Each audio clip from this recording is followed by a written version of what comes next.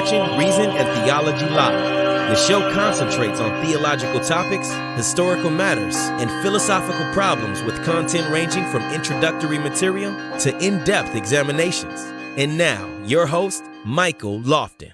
Welcome to Reason and Theology, everyone. Your host, Michael, on a Tuesday night doing a chill stream. We originally had Dr. Scott Hahn scheduled, but he needed to reschedule. That's going to be in November, so stay tuned for that. Decided to just do a chill stream instead. Since we didn't have a stream yesterday, I decided to go ahead and pull an audible and do one today. So here we are. If you have any questions, go ahead and send them over to me.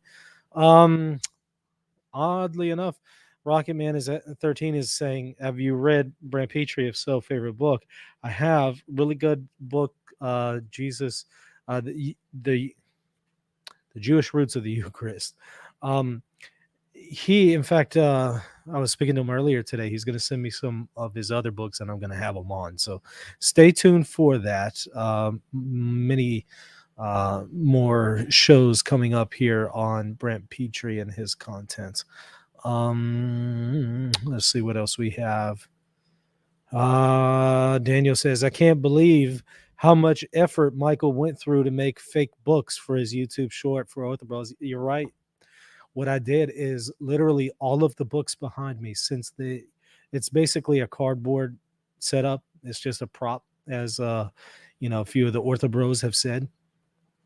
What I did to make it really authentic and to make you think that it's authentic and real is that I actually made cardboard books filled with pages in each book, and I had all of the texts from the real book printed into these fake books, right? That's what I did. So I find it amazing that some of these online YouTubers who are Orthodox still want to say that they still want to act as if it's a fake background, as if it's still a possibility that it's not real. And again, that's not even the whole thing. You should be able to see. Well, you can't see all of the books in this view, and then there's this whole wall over here is filled with books, and a large part of that wall over there is filled with books. So I think their feelings would get hurt if they saw the rest of the library, if they think that this is just a prop.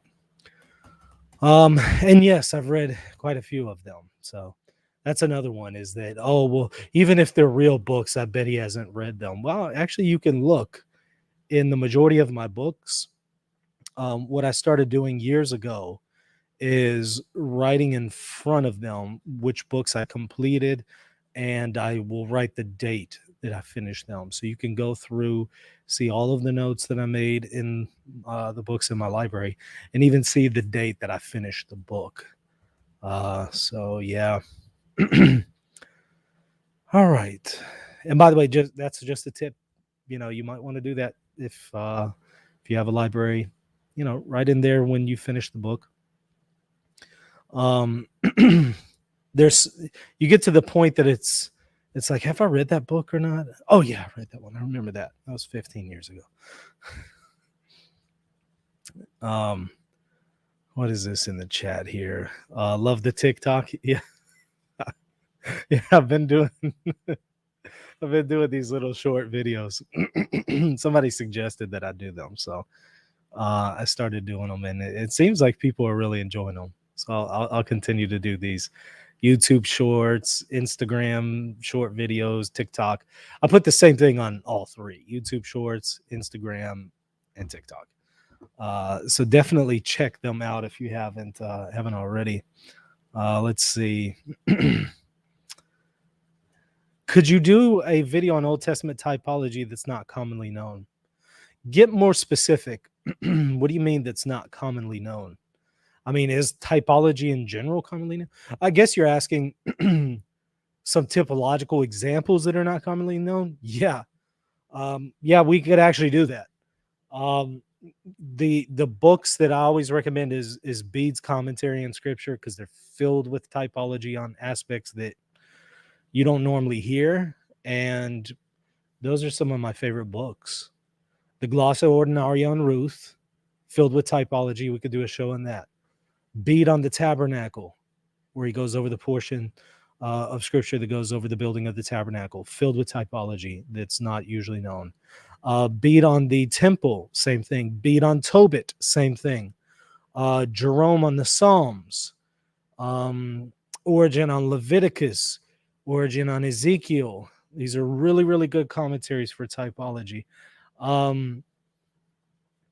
There's another commentary on on Noah's Ark, the actual dimensions of Noah's Ark in Scripture, that Hugh of Saint Victor did.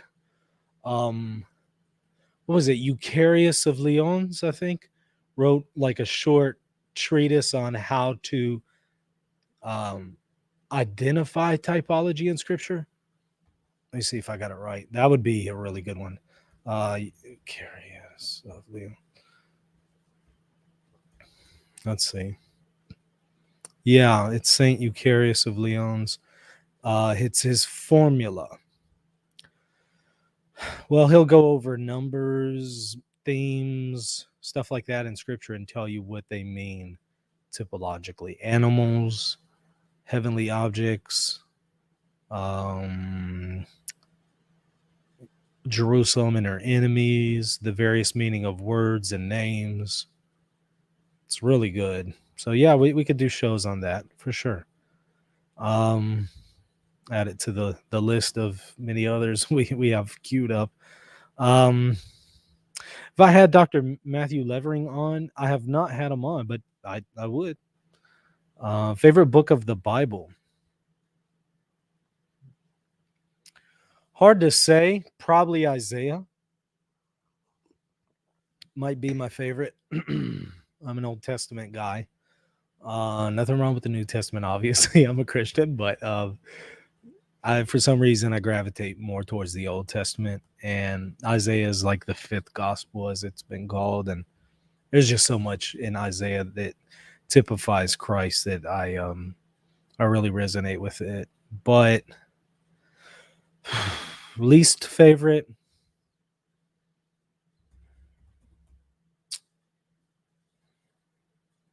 Numbers, maybe. At least the first 9 chapters, right? It's hard to say because I don't think of them in terms of least favorite. I guess I would think of them in terms of ones that I would tend to read less. Probably Numbers. Yeah, I don't know. That's a tough one because even parts of Numbers is really good. You just kind of need to get to the later chapters before the action gets going. So it's hard for me to answer that one. Is the spirit of Vatican II still haunting me? Yeah, and the spirit of Vatican I too. Vatican I as well. The spirit of Vatican I is also chasing after me. I've been seeing that theme a lot with 1 Peter 5, the spirit of Vatican I. And so I thought maybe I'll have, a knock on the door, and it's behold, it's the first Vatican Council. And of course, that's going to be the scariest thing that I would be able to see if I open the door, right? The spirit of Vatican I. You'll only get it if you saw my short on the spirit of Vatican II. That would only make sense then. But yeah, still haunting me. If you didn't notice, it was Cardinal Marx, by the way, in the picture of that Vatican II short that I did. Hopefully y'all picked up on that. What's your interpretation of papal infallibility with regard to the 3-chapter controversy? Yeah, that's an in-depth one. Didn't we address that one in the show? I thought I did that. I'm pretty sure I did a whole show on that. Hard to say. We're at maybe 700 shows in less than 3 years. So, but I'm pretty sure I did a show on that. But just very briefly, yeah, there's some things in there that you would think, okay, this sounds like a papal definition, and it was clearly something that he later reversed, right? So does that mean that papal infallibility is just, fluid and there's nothing really objective there? No, because I would say that a pope can err on matters of fact. He can defy matters of faith and morals, and it seems he was mistaken on a matter of fact when he later on reversed his decision. So that's the distinction that I would note. A pope and even councils have erred on matters of fact. They have not erred on matters of faith and morals. This is commonly known that some of the ecumenical councils have erred on matters of fact. It's really hard to even dispute that at this point. Now, having said that, I do want to qualify that because a pope could offer a definition on a matter of fact if it's necessary to preserve or maintain in order to preserve something that is a matter of faith and morals. And you might say, well, this might be one of those cases. Yes, but he did not define the matter of fact. I would say that would be the distinction. He did not define this as a matter of fact that it necessarily impacts faith and morals. So that's the distinction I would offer here. If you have a better response, I'd like to hear it.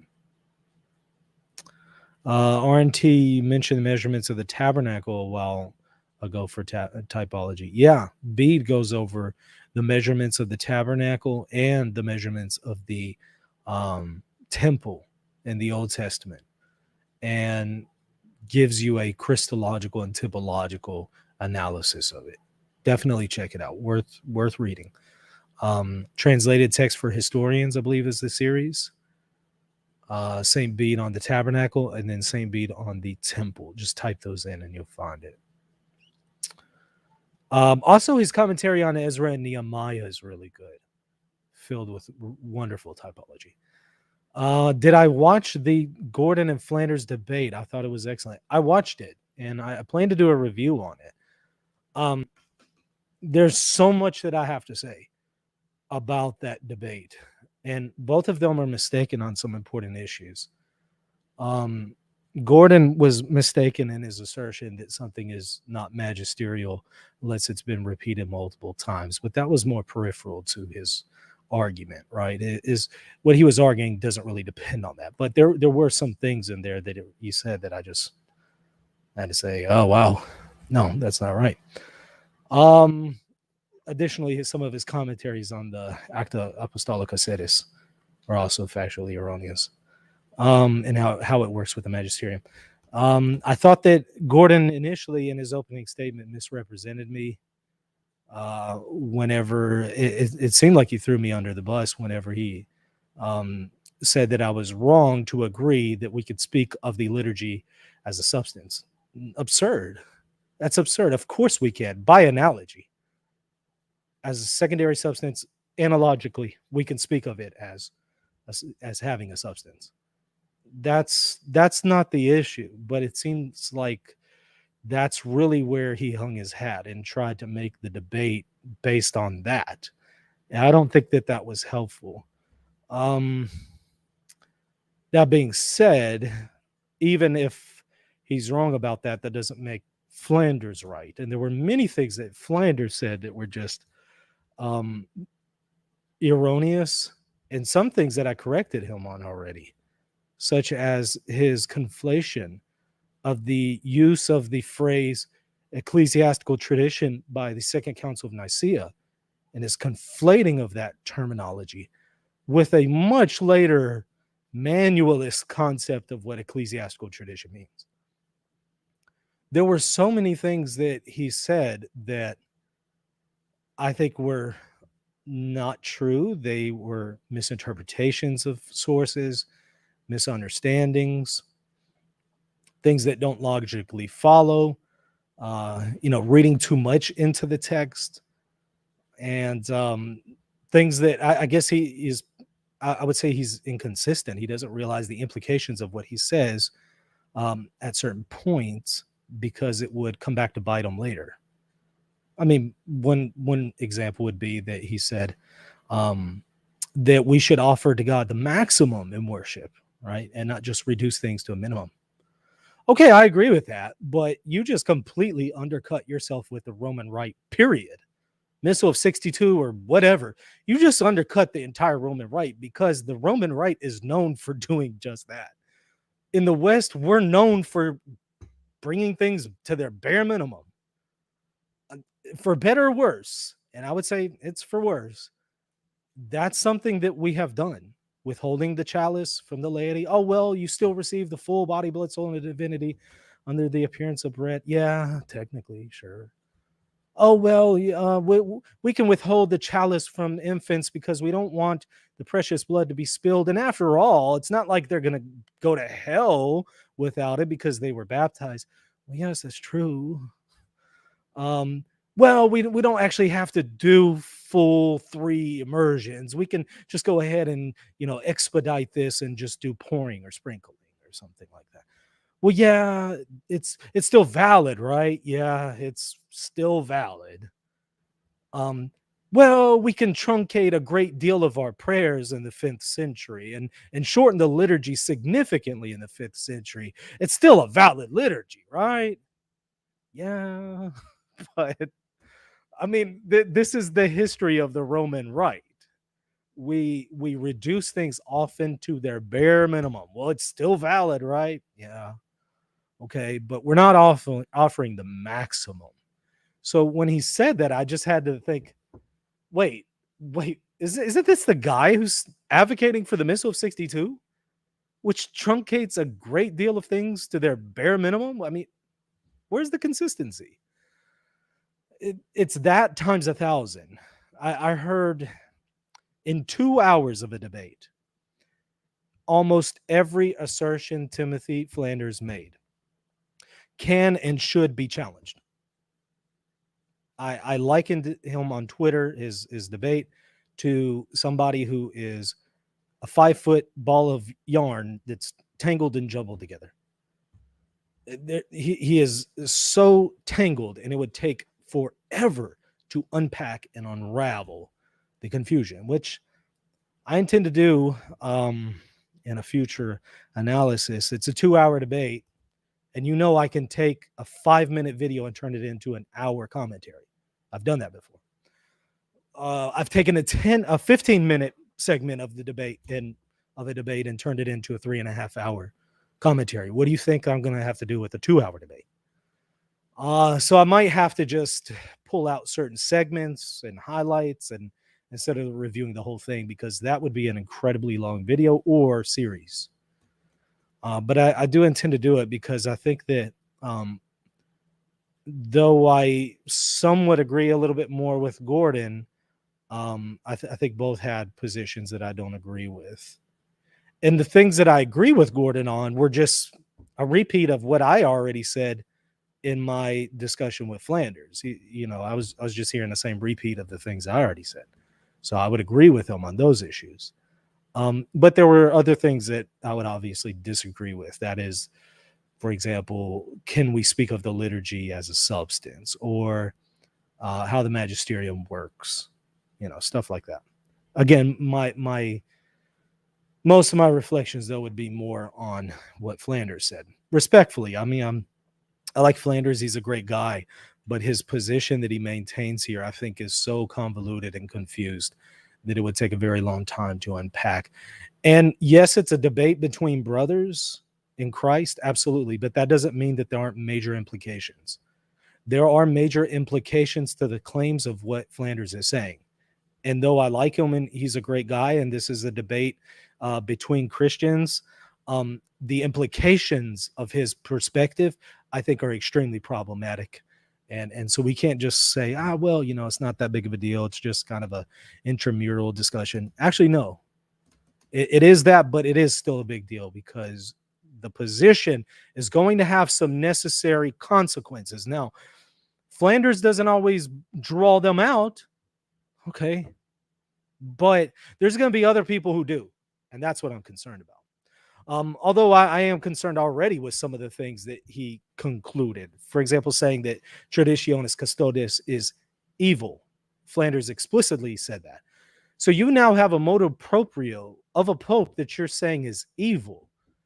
Um, I think you go a little too far when you take that perspective, and that starts to cross the line. So um, I hope he walks that one back, but again, I'm not a fan of Traditionis Custodes, but I wouldn't say it's evil.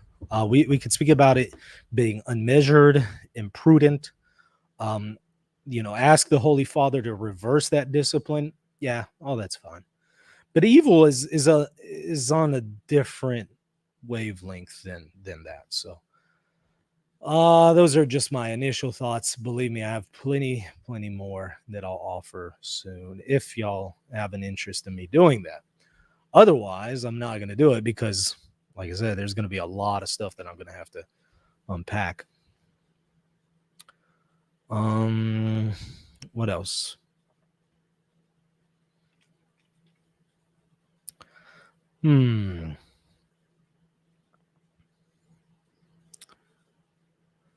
Let's see. Are there guidelines and rules for how to properly do typology?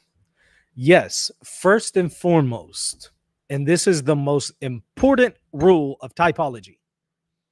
Your typology has to be rooted in the literal sense, the literal historical sense. It has to be rooted and based on that.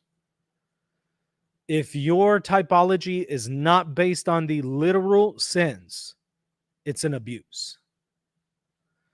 And then number two, the analogy of faith. If the church has ruled against a certain position, you wouldn't speak of it typologically. Perfect example would be Arius, who tries to use Proverbs chapter 8, where it speaks of wisdom being created. He tries to apply that typologically to Christ as a created being. Well, that's heresy according to the magisterium, right? So that's not a legitimate use of typology. It goes against the analogy of faith. So make sure you're within the bounds of orthodoxy and make sure it's based on the literal sense of scripture, and that will get you a long way. That will get you really far down the road. Let's see.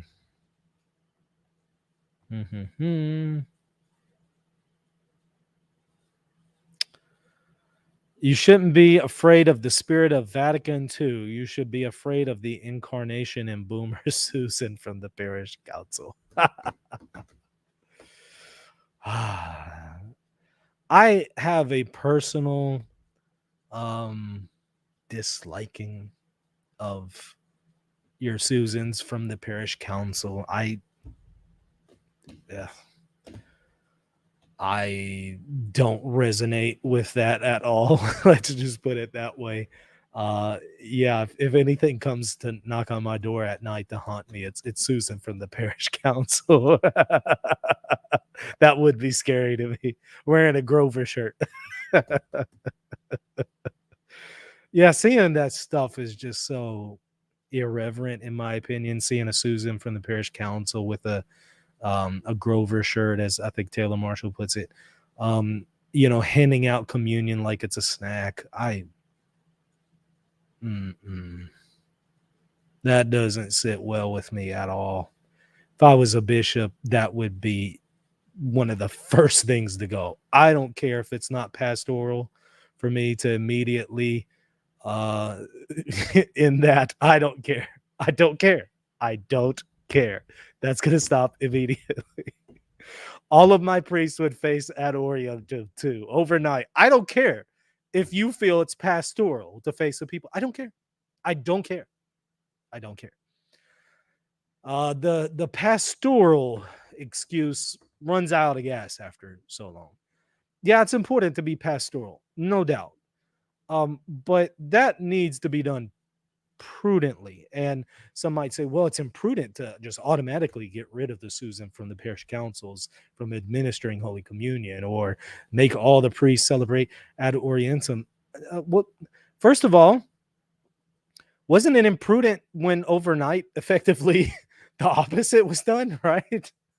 But more importantly, I would say that those things are very, even though in and of themselves they're not easy, they very, I'm sorry, not easy, not evil. They very easily lend themselves to misunderstandings, to abuses, to irreverence. It just shouldn't be done. Anyways, I digress. Dr. DeClue says I enjoyed numbers. I do too. It's just the first 9 chapters I don't. So if you like genealogies, wonderful. I don't. I'm sorry. I believe it's inspired, but honestly, I'm just gonna skim that part. There's not a whole lot in the genealogies. Let's see. James Dowfinger says, I'm addicted to the papacy. All right. Well, not a horrible thing, I guess, to be addicted to. Lewis says, I'm going to get a vintage biplane and call it the Spirit of Vatican I. James Dowfinger says, have pics of Pius the Ninth pics on it. Yeah, I was actually already thinking of that.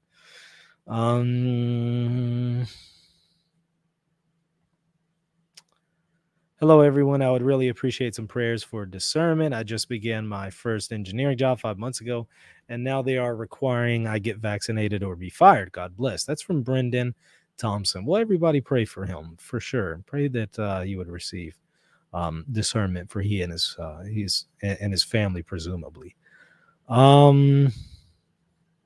James says Gordon is cringe. I wouldn't say he's cringe. No, but I would just say I don't agree with some of the things he said there. I don't know why he had to throw me under the bus in the opening statement, but more importantly, I don't think that his focus again was to try to refute Flanders by saying that Flanders is wrong to speak about the substance of the liturgy. That can't be the force of your argument. That really can't, because that's not a good one. Another thing is at the end, one thing that I didn't like is that, just to be fair to Flanders, because I know I'm more critical of Flanders than I am of Gordon. To be fair to Flanders, I think that at the end you never especially when you're last in your closing statement, you don't present new data in your closing statement. You don't do that because you don't give your opponent a chance to respond. Your opponent is not going to appreciate that. And Gordon did present, even though I had already presented that information to Flanders, he did present new information to that debate in the closing statement. I don't think that was fair. I don't think he had any malice by it. I'm just saying that that's not the way you handle a debate. And I also don't think, I think he misportrayed Flanders' position when he basically says, well, Flanders' position requires that he says that the Novus Ordo is invalid. And that's not true. Flanders can maintain what he maintains and still say that the Novus Ordo is valid by locating validity in the sacrament itself, which has some implications that mitigate his position and affirms mine. But we'll put that to the side for now. But I would say that, yeah, Flanders isn't forced into that position. So that's what I would say in response or in critique of Gordon, to be fair to Flanders. But the majority of my comments would have to be about Flanders and his position. Even though I like him, I think he's a good guy. That only gets you so far, right? We still have to discuss perspectives.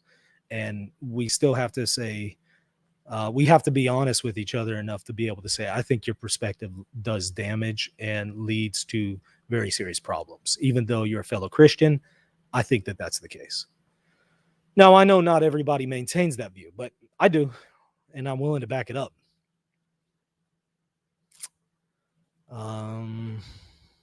Michael, now do you internet the first 11 chapters of Genesis? Are they literally historical or mythic history? I don't know what internet here means. Do you internet the first 11 chapters of Genesis? I guess you mean how do you interpret instead of now do you internet? That must be your phone. You must be on a phone with autocorrect. Okay, well, it's the very next comment. How do you interpret? Right.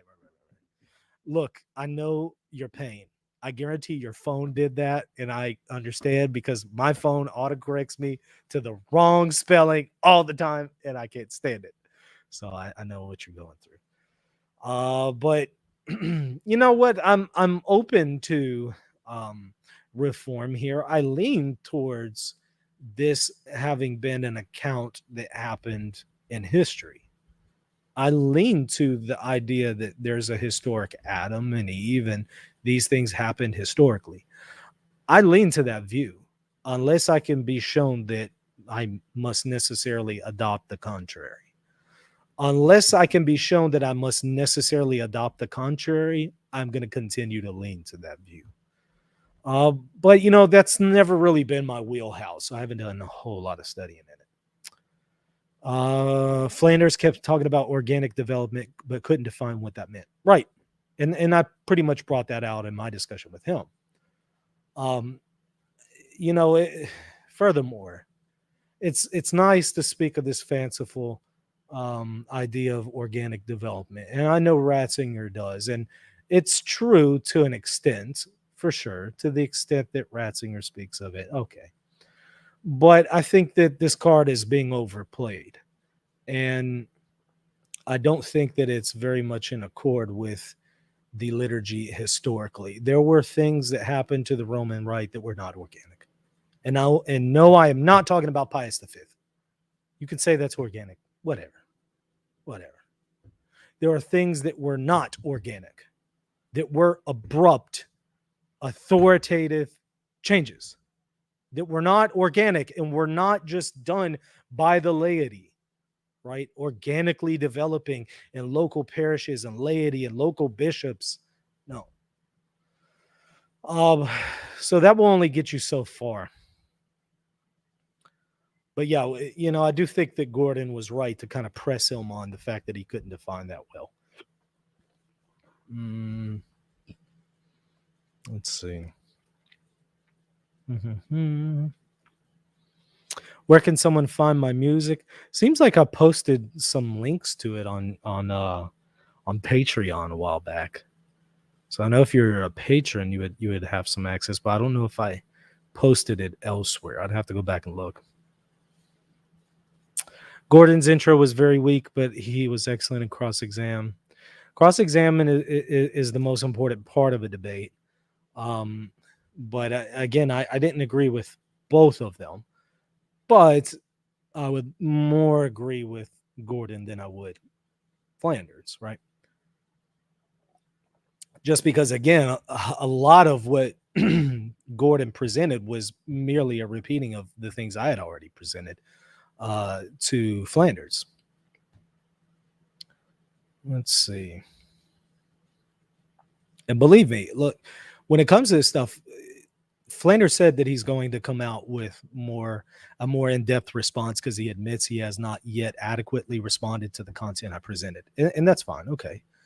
I know it takes time. So he's going to eventually do that. But believe me, I gave maybe 5% of what I could offer. Now, there's a whole lot more that I could offer. And once he addresses those things, then I can offer the 95% more. But it would take me a lot longer to prepare that. The presentation that I gave for Flanders, I prepared that day. So there's a lot more that I could present with even stronger arguments, but it's going to take a lot more work on my part to present them, to organize them and present them, which I'm willing to do. But again, I want to see the 5% that I brought up.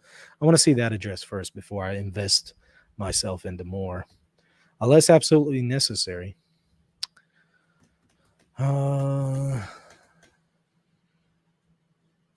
Michael, do you think Catholic apologetics today has flaws, using overused arguments rather than seeking nuances, especially when having conversations with Protestants? For sure. Um, there's a whole lot of arguments that we tend to use against Protestants that I think are played out. And we're not in the 90s anymore. Those may have been slam dunk arguments in the 90s.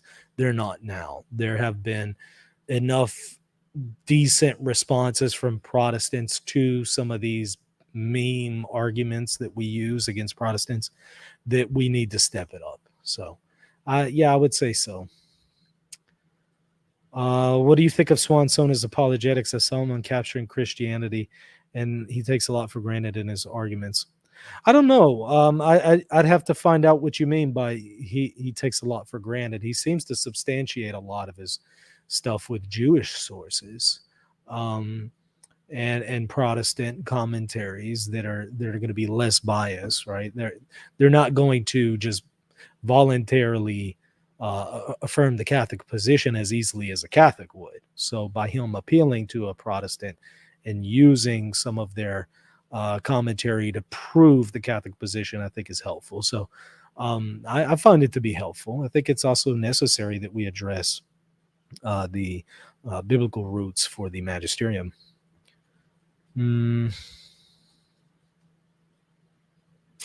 Are you ever going to use your fat beat intro? Who are you now, a changed and refined man?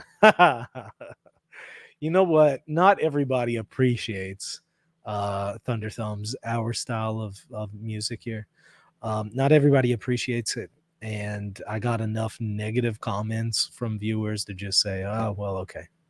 How about I just put on something that hopefully nobody would be offended by. So I don't know. It seems some people are a little prudish and they don't like hip hop beats. So for now, we'll stick with this intro. Let's see.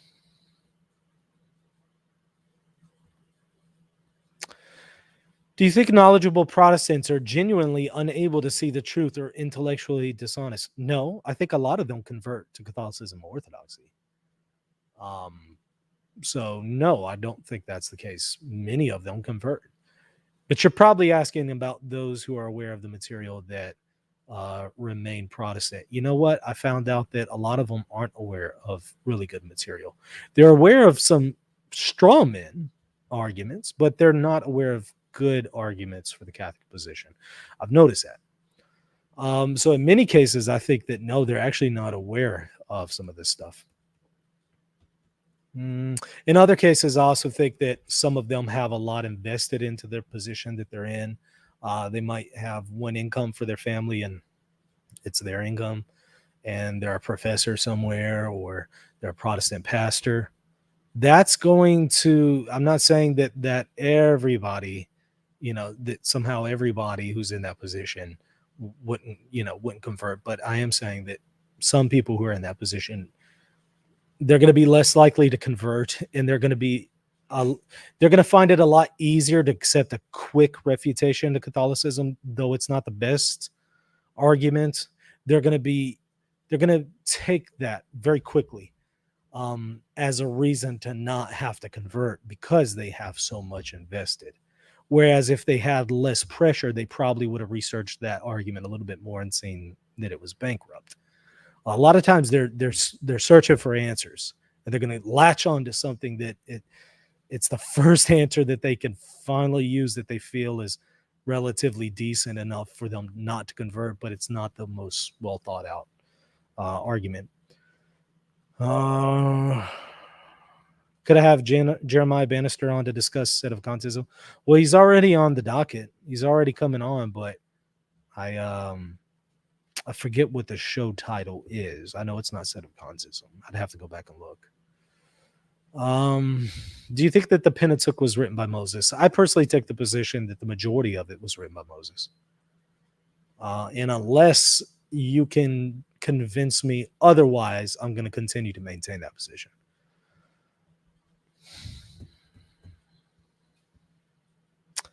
Viva Cristo Rey says, yes, it was the phone. Thanks for the response. I know what you're going through. My phone has, it auto corrects me to the wrong word all the time. It makes me look like an idiot.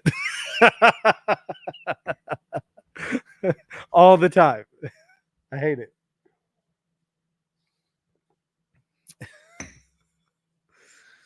Let's see what else. Looking through the chat here.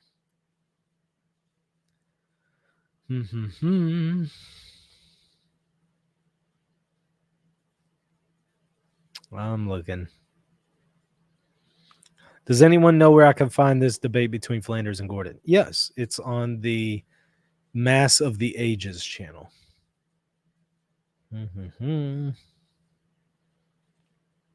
Let's see.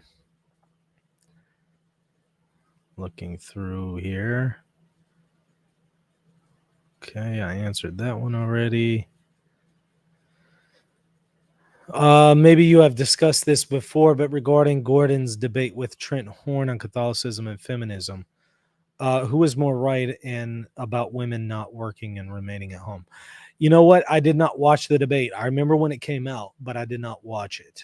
I remember they had that discussion. And I think they had one on the death penalty. I've not watched either.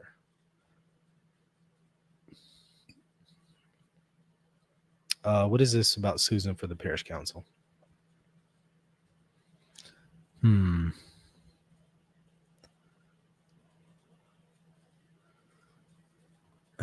Oh, Swan from the parish council. That's funny.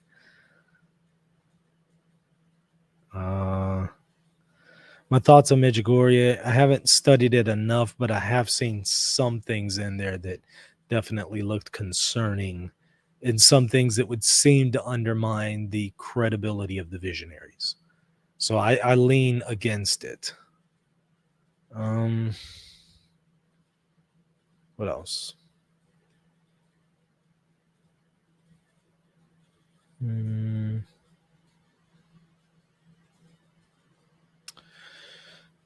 Have I written an article on why I went from Orthodoxy to Catholicism?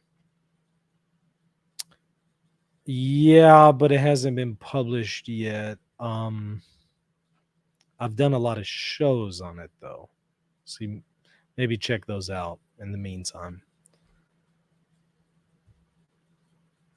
Do I know of any good Catholic rappers? No, I don't really listen to Catholic rap or anything like that. So I don't know, other than, the friends that I've had on the show. I don't know of like any names of people out there.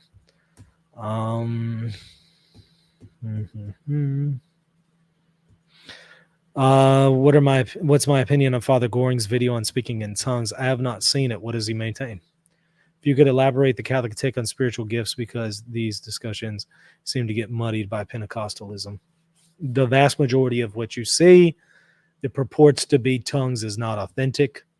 As I mentioned the other day, the majority of times in which tongues is mentioned in Scripture, it's an actual language for evangelization.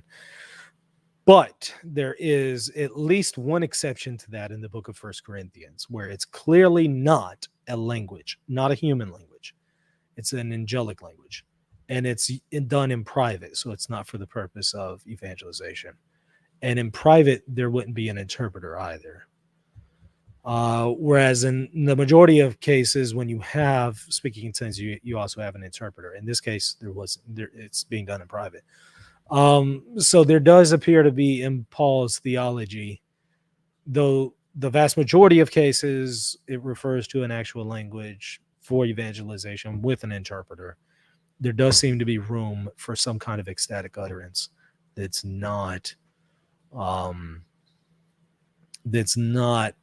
human language. That being said, does that somehow vindicate all the stuff we see on TV with Pentecostals? No, because I don't think that that's what it is. I don't think that what Paul is talking about is what you see on TV 99% of the time. And I also don't think it's a gift that most have. But of course, there's a continuation of the gifts.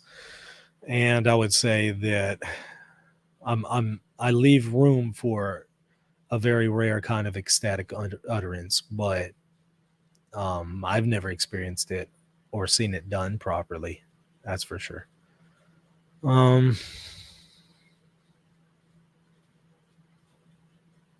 Michael, when you are a Calvinist, have you referred to the Catholic Church as Rome or Papist? I don't know. When I hear from Protestants, it's so off-putting and cringe. Yeah, of course I used to call them Papists. You Papist. Reminds me of the Orthodox. You Filioquist. You Azimist. Papist.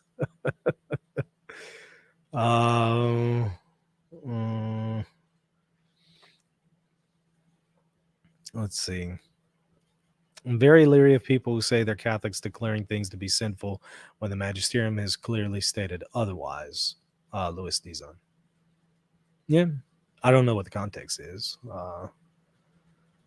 but yeah, let's see. What else do we have?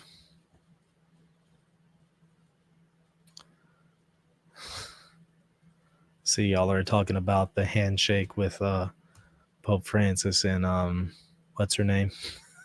Oh, goodness. I said it. I called it. As soon as I saw that, I said, some reactionary Catholic, conspiracy theory driven commentator is going to offer an entire video response to this. And lo and behold, somebody sent me a screenshot of Taylor Marshall doing just that. I haven't watched the video, so I don't know what it was like. Again, I don't watch 99% of Taylor Marshall's videos, but people send me things. So I saw that and I just had to shake my head. I called it.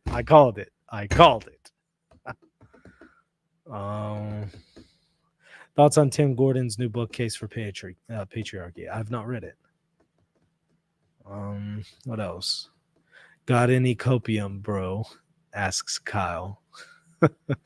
I'm a Latin, so I need some. Yeah, well, I guess you can borrow it from Aquinas, right? I don't know if y'all saw that meme, but some ortho bro posted a comment or a quote from Aquinas denying the Immaculate Conception, and then it has Aquinas with a mask, a breathing mask on, inhaling copium. I don't know. Borrow some from Aquinas, I guess, right?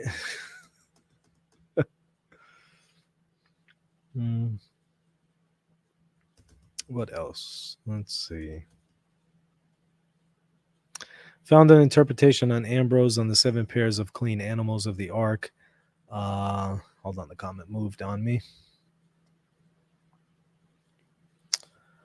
Did you get this? It is said that a clean week begins since pure and holy is number 7. That sounds familiar.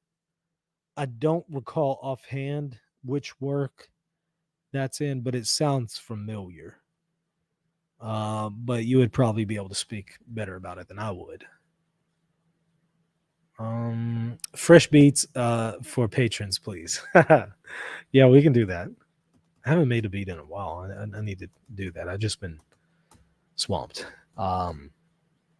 Here's a little stack. Okay, this is just this week's stack. Just this week. Let me pull a Jay Dyer on you. Hold on, let me freeze for the camera so you can take a picture of me, like Jay Dyer does in his pictures. All I need is some tabs to go in here first.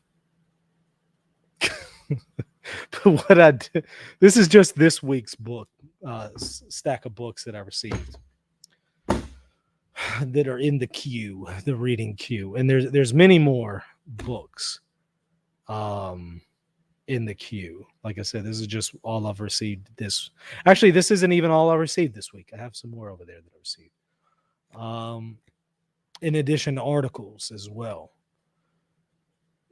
When I finish this article by De Vries on Communicatio and Sacris, I'll probably do a video on it. And then I'll dig into this one first. And the way that we even got to this part is you're asking me to make beats. I can't make beats right now. I have too many things to read. This is going to be Francis Morrissey. Papal and curial pronouncements, their canonical significance in the light of canon law. Extremely hard to get. In fact, you probably won't be able to find a copy. It's only 49 pages. Really short book, 46 pages. But really important for interpreting magisterial documents, especially papal documents. I had the older version of this on PDF, but he updated it under the pontificate of JP2 with some important improvements. So I plan to go through this and do a show on it. Been also going through this, The Crisis of Authority in Catholic Modernity. Francis Sullivan has an important article in here relevant to my dissertation on magisterial reversals. This article is Catholic Tradition and Traditions, which I'll be doing some videos on that. Chaim Maccoby wrote a book here, Judaism on Trial, where he gives you an English translation and commentary on the medieval disputations between Jews and Christians. They're the debates that they had in the Middle Ages. Be doing a show on that. And Filioque, the Dr. Sachensky, to go along with his Papacy and the Orthodox book. So this is just one stack of things that are in the queue. And there's plenty more. And I have to do this in addition to everything else I'm juggling. So there's very little time to make beats. So I'm going to need some kind of incentive or motivation for doing it. Because I just feel like I can't just sit here and make a beat without, when I could be doing other things, right? I could be doing a show. I could be doing some research for the dissertation or research for the show, spending time with the family, things like that, right? So I don't know. Might be a while before we have that. Looking a little cardboardy there, bro. Right. Yeah, these are fake too, by the way, right? This is also cardboard. But what it is again, I once again on the cardboard, I had all of the text of the book printed on the cardboard so that it looks like a book, but it's not actually a book. Because it's made of cardboard. That's why it's not a book. So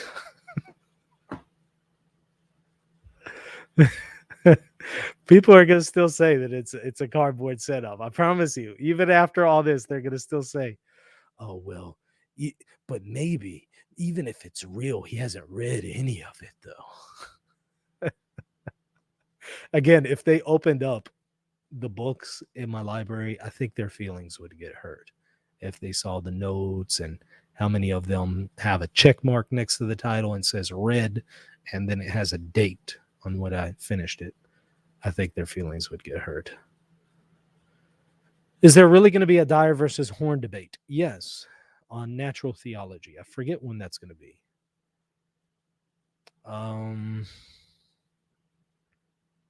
Cardboard and theology. Right. You gotta love it. You gotta find this stuff humorous. Kyle Mark says, exposed. You got me, bro. Kyle, did you get a picture of me? Did you get a picture of me holding it up like Dyer? Go ahead and take a snapshot of it. Again, I need to put some sticky tabs in here and then post that on Facebook. And let's see what else we have here. Favorite R&T memes: sell out to Baron, Opus Dei, and Jesuits. Yeah, that that still makes me laugh to this day. Being accused of being Mike from RTF basically lied and said that I'm funded by Bishop Barron and Opus Dei and to PM him and he'll give them proof. That to this day is a classic. Number 2 is Copium. and number 3, globe and ladder, and number 4, cardboard. Yeah, the globe and ladder controversy. They would say, "Why do you need a ladder, Michael? What do you actually step on that?" And my response has always been, "Do you really not own any property to where you don't know what a piece of decoration is? Do you really not know what decoration is?" I guess not. Let's see. Very thin and bleached cardboard with letters printed on it. Right. Right. That's what it is. I have to make it realistic. So I might as well like print out the actual book, right? Do I have a favorite Bible translation? No. I guess the one that I use the most would be Revised Standard Version, Second Catholic Edition, but not necessarily sold on any. R&T equals cardboard. That's right. That's right. Is Dyer confusing natural theology with naturalism? Dyer rejects natural theology, period, which I've found to be problematic. So I think this will be an interesting debate. Do I speak Latin? Still working through Latin. So I still have a ways to go. And do some very, very basic translations, but I still need a lot more work to do. Let's see what else we have here. RNT fans need to go to church together. We should all hold our hands during Our Father.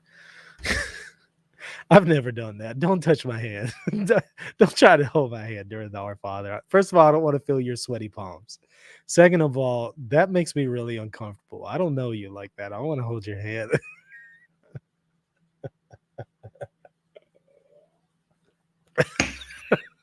I can't do that. I don't know why people find that meaningful. Why is it meaningful to hold another person's hand and then to raise the hands up at the end? What? Why? Is there really some kind of interior need that has to be met, and you feel that it's met when you hold somebody's hand and then you raise your hands at the end of the Our Father? Is there really some kind of need that's been met by doing? Why are we doing this? I would not participate in that. I'm sorry.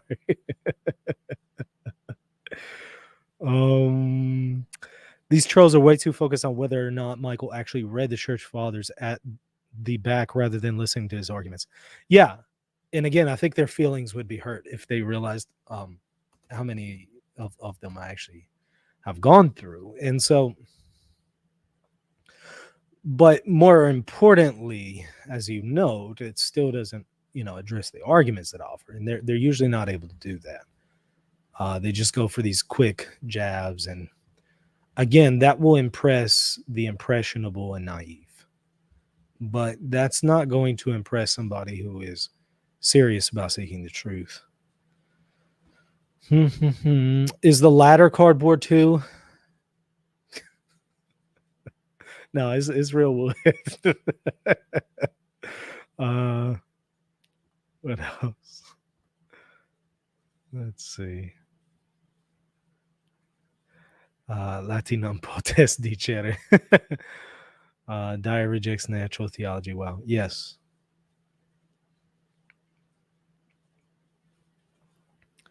I'm touching Michael's hands. No.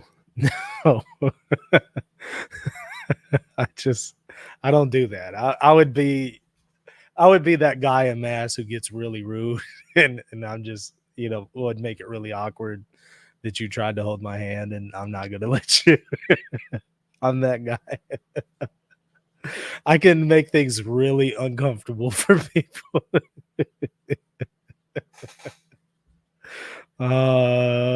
Let's see.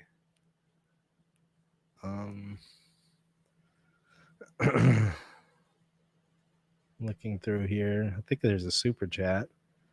Let me go to it. RNT, have you heard back from Jimmy Aiken about the polytheism scandal? What does he have to say for himself? I sent it to him and he laughed. I think he actually sent a response interacting with the argument, and I was like, I'm not actually I'm not really trying to get a real theological refutation for this. I'm not taking the guy seriously enough to ask for one. I sent it to him so that he could laugh. He found it to be funny. What else? What do you think of the synod on synodality? Well, as others have been apt to note, I think that we do need to be a listening church. We need to listen to sacred scripture and sacred tradition first and foremost before we start listening to the random Catholic down the street who wants to tell me how they think the church should be, or this or that bishop who's probably never read the Bible. You know, we need to listen first and foremost to scripture and tradition. Then we can talk about listening to others. If we're doing that first, I'm okay with that. If we're doing that first, I'm okay with synodality. Okay. The synod is going to uphold sacred scripture and sacred tradition, right? I mean, presumably that's what you're supposed to do as a synod. So if the synod sees sacred scripture and sacred tradition as the most authoritative in matters of faith and morals, bring synodality on.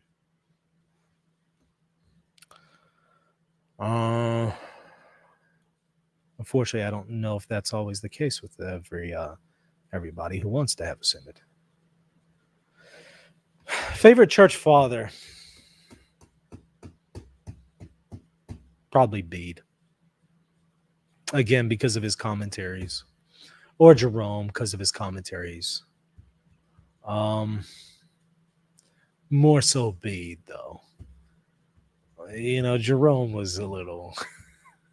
he could get a little cantankerous, I think, as someone put it.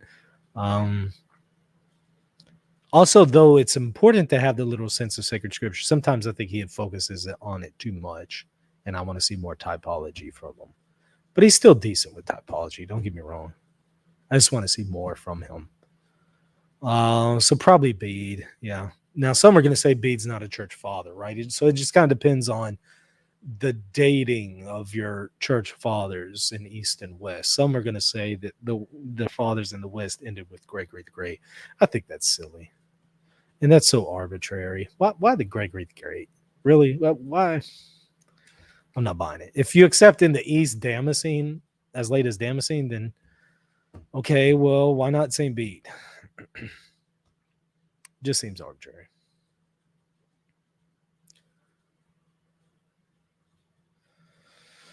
People raising each other's hands during the Our Father reminds me of a wrestling referee raising the winning wrestler's hand after a match. LOL.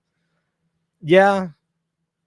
To me, I see it as even more in a more ridiculous way, though. At least you think of something that's, not ridiculous. I think of it as, what are you doing? Why are you doing this? What is there about this that you really, that you're, what need is being met here? It's so foreign to me. I don't know why anybody would have a need to do this. Do you plan on having any Melkites on your show? Yeah, absolutely. If you can recommend one. Soggy Goose sends a super chat for $1. Thank you. I appreciate that.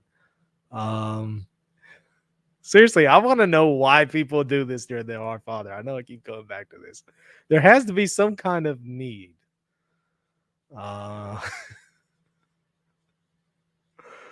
Folks forcefully grab Mike's hand after rubbing your nose in front of him in church.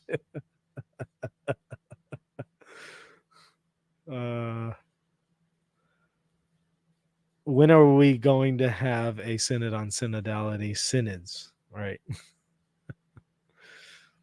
Having a synod on synodality sounds like something out of the movie Inception. It's a synod within a synod. I get it. I actually watched Inception the other day. I finally finished it, so I get it. When am I going to have a live stream on live streams? Right.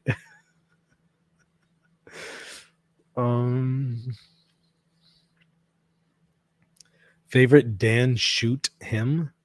Who? Who's Dan Shoot? Schutte? Is this a person that I should be aware of? I don't know who that is. I'm sorry. I can't help you there. Most of the hymns that I know are really, really ancient. So I don't know who Dan Shoot is. Bishop Nicholas Samra. You know, I interviewed him a long time ago, not on video, but article interview. He's the first one that comes to mind for me. Yeah, maybe. I don't have any current contacts with him, so maybe if you can test the waters for me.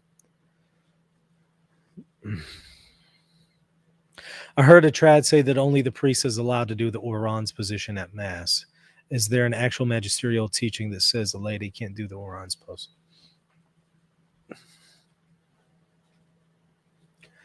Well, it would be a disciplinary text, and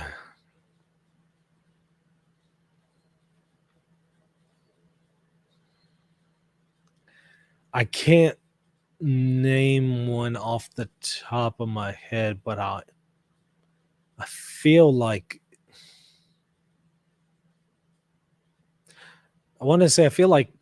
there was something like that addressed, but I don't know.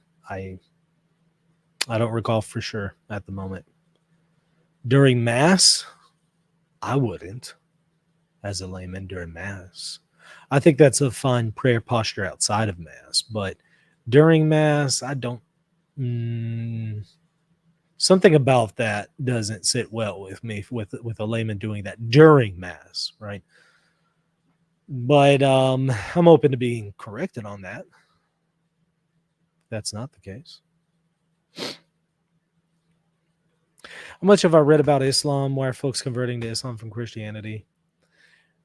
Not nearly as much as guys like Lewis. You know, that's why I have them come on the show and discuss it. They've read so much more than I can, so it'd be best to have them comment on it. I've done a small amount, but I mean small compared to them. But why would I speak about it compared to others who could speak so much more on it? So yeah, not enough to speak on the level of guys like Lewis. Did I watch the debate with Craig Trulli and Locutus? I did not watch it. I heard about it, obviously. I think we had Dr. Locutus answer a few questions about the debate the other day when he was on the stream with us, but I haven't watched it. So, but you can watch the show we did with Dr. Locutus this last weekend, and Eric brings it up and they discuss it and they talk about it. I haven't watched it to know. I don't watch Craig Trullia's stuff. I mean, people send some of his stuff to me whenever he's talking about me, which seems to be very often, but I don't actually watch it. I may watch 10, 15 seconds here and there once every 2 months of people sending me stuff. So I don't watch a whole lot at all. I've seen enough to know what to expect, so I don't really watch it. What else?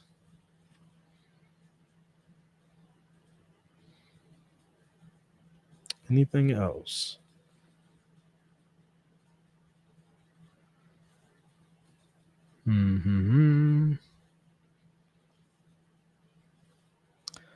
Well, I don't see anything else. We might end it there. We're at an hour and 10 minutes, looks like. So yeah, I might just call it. See a super chat here. Funny Ambrose quote I heard today: when in Rome, live as the Romans do. When elsewhere, live as they live. Live as they live elsewhere. That's funny. That's from Owen Chaplet. Thank you for the super chat. Brooklyn. Michael, do you think most of the trad content is designed to profit off of the crisis rather than fix it? I can't speak to people's personal motives in most cases.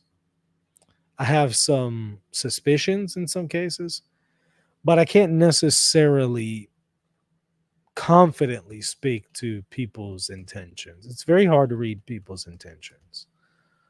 And I'm reluctant to do it unless it's become painfully obvious.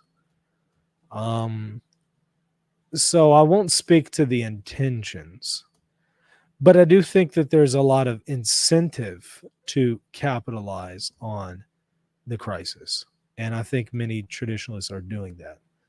I think they are capitalizing on it, whether there's a evil motivation there or not. There's definitely an incentive to do so.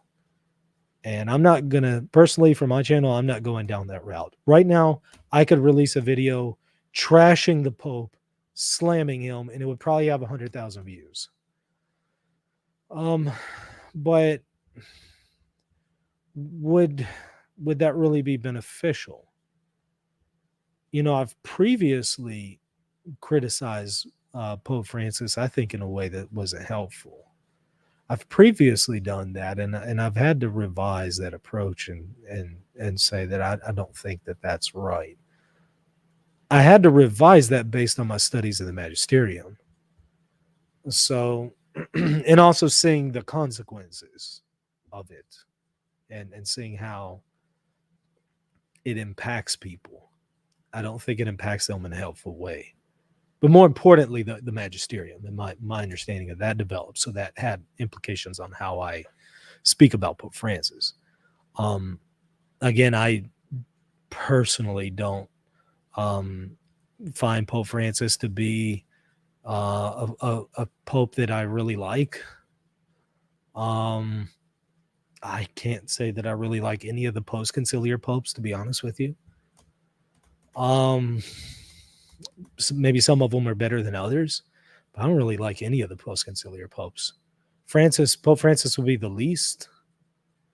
If I were Pope, I'd definitely do things very differently, but I'm not Pope and he is, so it is what it is. I just got to deal with the fact that that's who God chose in his providence to be Pope, and for better or worse, I have to deal with that.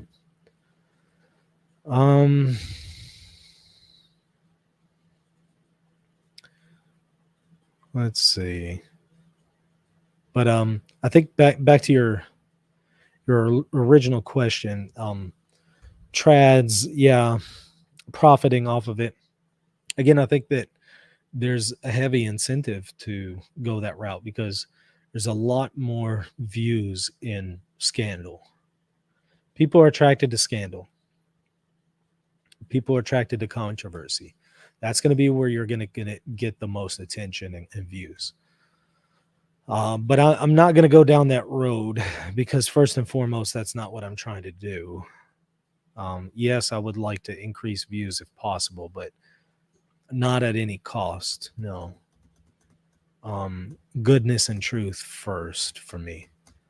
And again, some of these other people might think that they're putting goodness and truth first as well, but I don't think that they are. They might think that they are, but I don't think they are.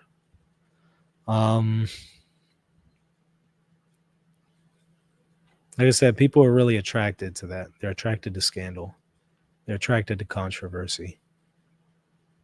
People aren't as attracted to balanced commentary that tries to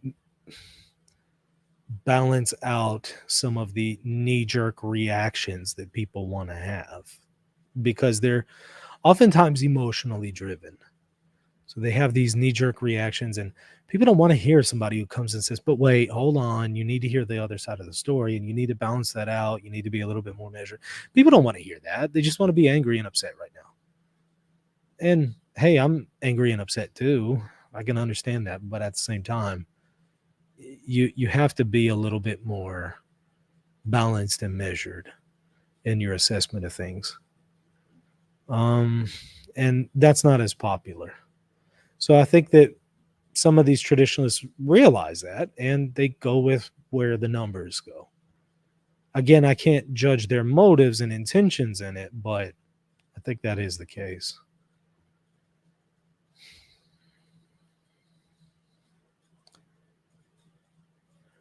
What's my favorite chaplet other than the Rosary, Divine Mercy, or Jesus Prayer? I don't pray any other chaplet. I mean, I've prayed other chaplets before, like the one to Padre Pio, but I mostly pray the Jesus Prayer or Vespers or something like that. I don't really do chaplets. There's nothing wrong with you if you do. I'm just saying it's not really the things that I do.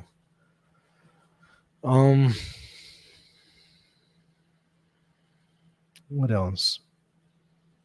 Would I ever hold a debate with James White? Well, I've done multiple shows asking for him to interact with me, and he's refused to do so.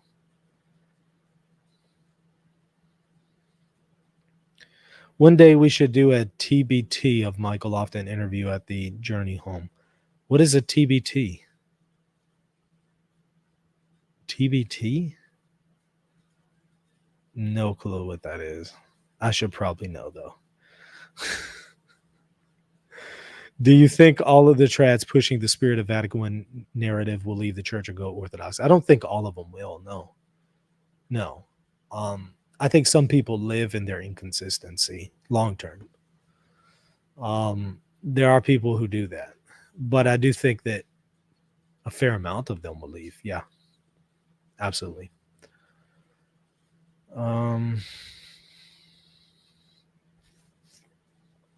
What was this here about the handshake? Let's see. I think Taylor Marshall's Freemason theory is a cover for the real conspiracy, which is the lizard aliens controlling the church. Marshall is a plant from the lizard aliens. That sounds like something that what's his name would say. What was that guy that we're always watching? I forget his name because I don't take him seriously, and I always forget his name. Denlinger. Denlinger, is that his name? I don't focus enough on him to remember his name. I'm sorry. Brian Denlinger. Yeah, I think that was it. Brian Denlinger. With his whole his video about everybody being a Jesuit. That's what that sounds like to me. Did you watch the Gordon Flanders debate? Yeah. I gave some thoughts earlier at the beginning of the show. Go back and watch the beginning. I'll do a more extensive review later, but watch the comments that I gave earlier in this show for sure.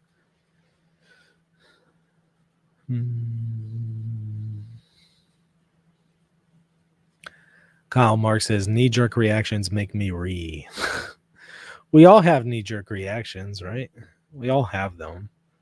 But hopefully we're learning to suppress them and think through them. Hopefully over time there's some improvement there.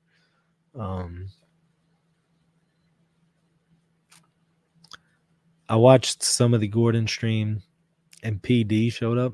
Did he really? That's funny. I didn't see that he showed up. Ryan Pope says missed the beginning. Yep, gotta check it out. I gave some commentary there. Castman confirmed it is Brian Denlinger. Is Brian still doing anything? His stuff is golden. It's really golden for Comedy Hour. Let's see. Looking through the chat.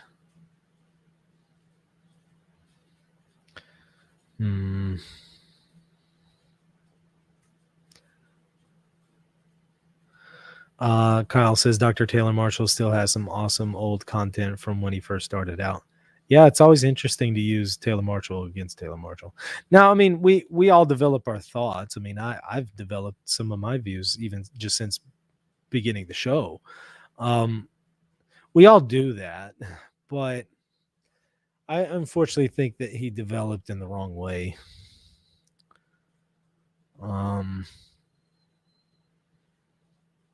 After your dissertation, do you think you'll write more books? Yes.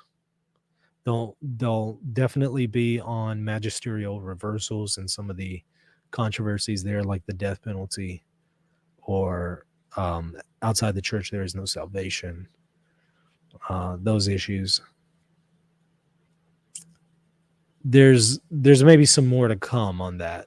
I can't really speak about it, but stay tuned, and I might be able to break some news on that pretty soon. What else? Something about PC party. Somebody was saying that Dave Chappelle got in trouble recently for going against the PC people. I haven't seen Dave Chappelle's thing or whatever, but people keep bringing that up. Oh, really good question, Billy G. In what sense can doctrine change? Doesn't that undermine the church? This is the topic of my dissertation, so there's a whole lot that can really be said here. Where do we begin? Can doctrine change? I know what you mean by that. We have to qualify this significantly. First, what kind of doctrine? We would have to ask, right? Are we talking about dogma? Dogma can only change insofar as the way we express it, as long as the way we express it retains the same meaning, as Vatican I says. So you might express the real presence of Christ in the 4th century with one way, and then after Lateran IV or Trent, you might express it differently, right? Especially with the use of Aristotle. As long as the thing you're referring to is the same, there could be a change in the way you express it. That's the only sense in which we can speak of dogmas undergoing changes in the way that they're expressed, but not their meaning. Lower than that, you have Catholic doctrine, which are secondary objects of infallibility. Same thing applies there. Those are also definitively taught. As long as we maintain the same meaning, we can maybe express them slightly differently. Because as others have rightly noted, we can always improve in the way that we speak about a heavenly mystery, because they are just that. They're heavenly mysteries. So no one expression fully encapsulates it. They might be true in what they're saying. Absolutely. Do they comprehensively capture the whole mystery? No. Transubstantiation, that's a legitimate term. And what it means is true. Does it fully exhaust the meaning of the mystery of the Eucharist? No. So could we speak about this dogma in a slightly different way as long as we maintain the same meaning? Yes, although I think we need to still use the term transubstantiation if we were to do so.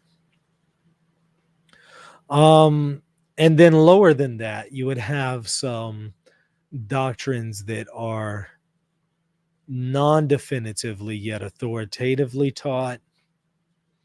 Can those change? Not only can they change in the way they're expressed, they can also be reversed entirely. I think it's rare if it has ever happened. If it has ever happened. Let me emphasize that.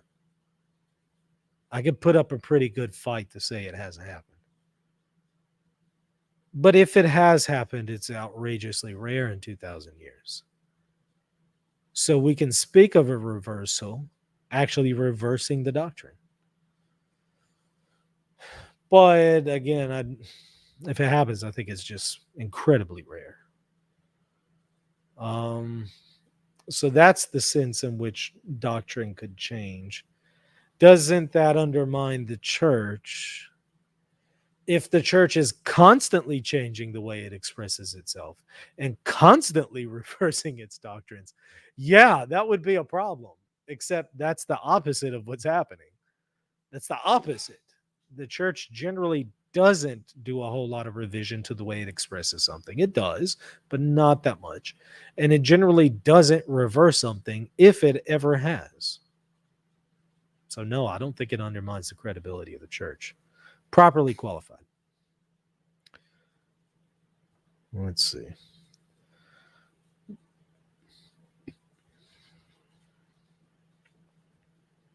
Did I watch PD's video on the Council of Florence? No. But I did point out some things about them calling me a heretic and did a video about the Council of Florence vis-a-vis Dr. Feingold's work and showed that what I maintained is not heresy, but is actually maintained by popes. So I couldn't possibly be a heretic unless they're willing to condemn some preconciliar popes as heretics, namely Benedict XIV. I don't really watch their content. I don't know why it would be helpful or necessary.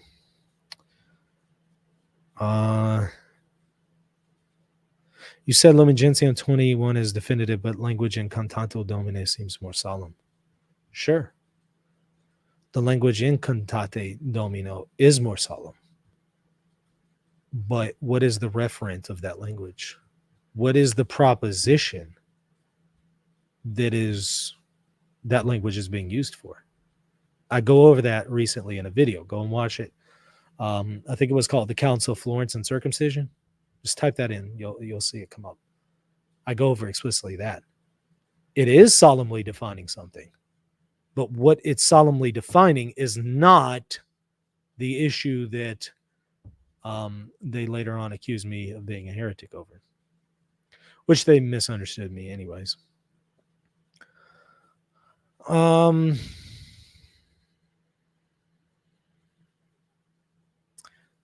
I only know that because people have told me about the video, and I think I watched just a few minute clip of it.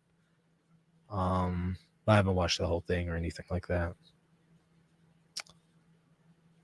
So yeah, the language in Lumen Gentium 21, I think it is solemn for Vatican II, but Cantate Domino is stronger. But you have to remember, not everything in that paragraph is being solemnly defined. That's the key. Ask, what is the referent for this solemn language? What is being solemnly defined? What's being solemnly defined is the idea that you cannot practice circumcision for justification. That's what's being solemnly defined. That's not what I was talking about. I was bringing up the issue of, is later on after that, Florence saying that you're damned to hell and you lose salvation even if you receive circumcision for medical reasons that are not religious. I said that would be absurd. And as I understand it, they say I'm a heretic for that. No, that's ridiculous. That's not what Florence is condemning. And I go over that in the video, and I also show that Benedict XIV backs that up.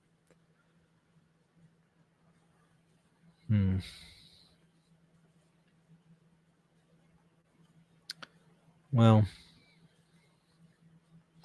what do I think of Zogbyism? It seems to be heretical since it promotes a union that lacks full submission to Rome. But you know what?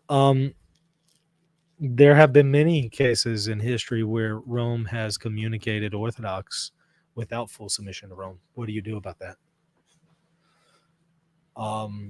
The case of Communio and Sacris was pretty strong in some parts of the world up until 1750, as I've noted on a previous show. And I'll continue to note that in future shows with more information. Even after 1750 and the early 1900s, if I recall correctly, there were some rare cases where Orthodox could be given the sacraments without fully submitting to all Catholic dogmas. I think this was under Pius X. I'd have to go back and look at it, but I'm pretty sure that was under Pius X.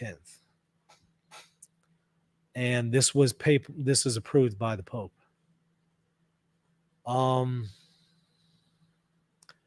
Is it heresy? Well, no, it wouldn't be heresy. Heresy wouldn't even be the proper category here.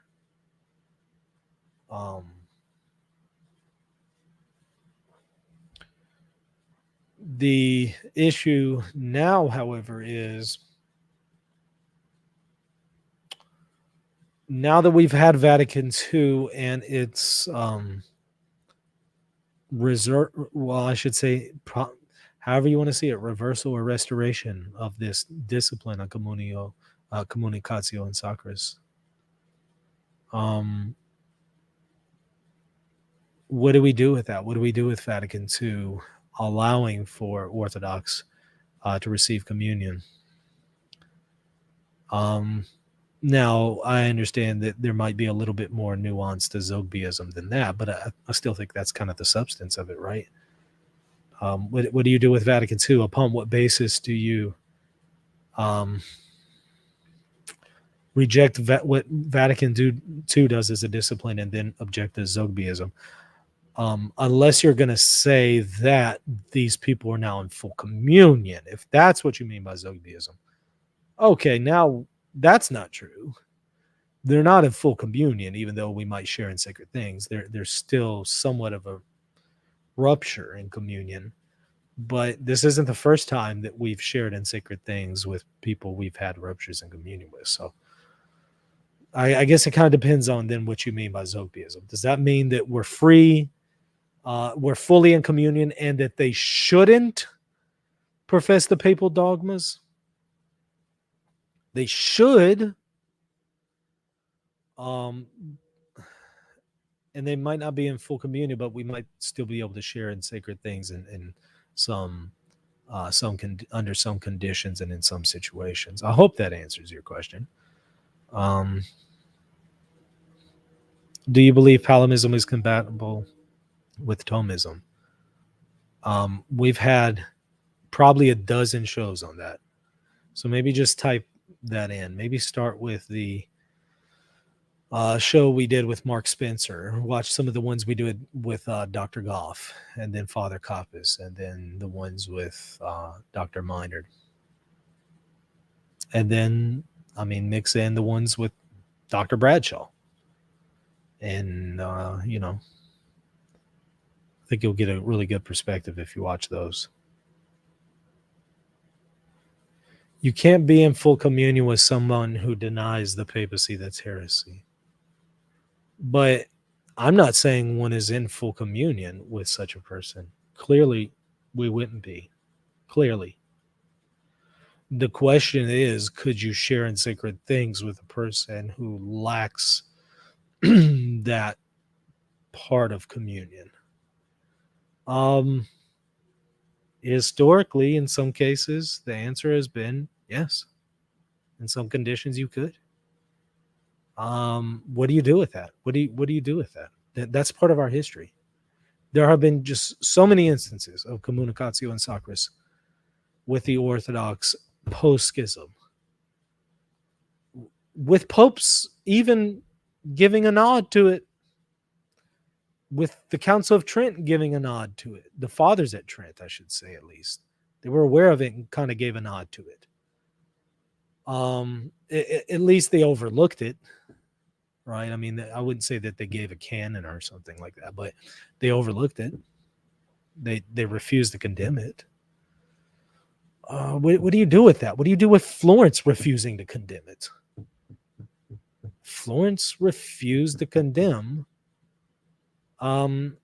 the idea that you can share in the Eucharist with somebody who accepts divorce and remarriage. What do you do with that? Now, again, right after Florence, the Pope wanted a push for the East to stop that discipline. But it wasn't a thing of, well, we're not going to share in sacred things until you do. What do you do with that? There's too much weight against you if you're going to say that, well, in limited cases, you couldn't share in sacred things. That being said, we shouldn't, practice indifferentism or be indifferent to these things. I still think at the end of the day, even if we might, in limited cases, share in sacred things with them, we still need to call them to accept the dogmas of the Catholic Church. But to require them for communion is what we're discussing.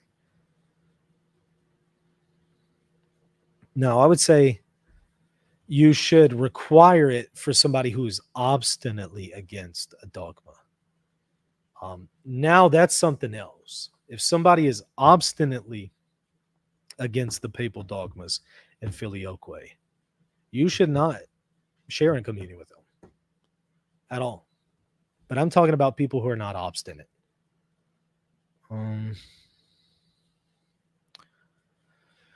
Okay, well, let's go ahead and end it there.